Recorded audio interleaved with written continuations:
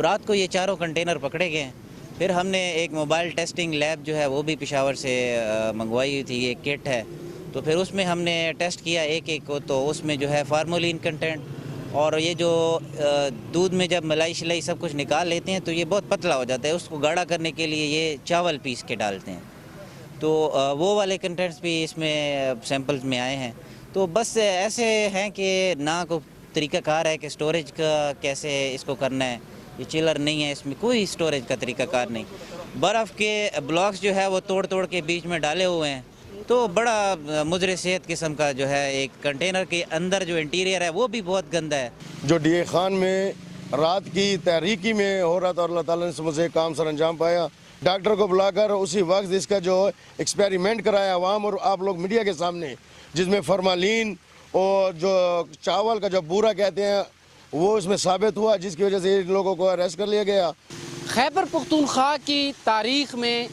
ये सबसे बड़ी केमिकल मिले दूध की खेप पकड़ी गई है, जिसे इस वक्त दरिया खान पुल पर डेरा इस्माइल खान में जो है वो तल्फ किया जा रहा है दरियाए सिंध में डाल के, और तकरीबन 65,000 लीटर ये केमिकल मिला दूध था, जिसे गुज़श्ता शब जो है वो ज़िला इंतज़ामिया और महकमे फूड के जो एहलकार हैं उनकी काविशों से ये पकड़ा गया है। और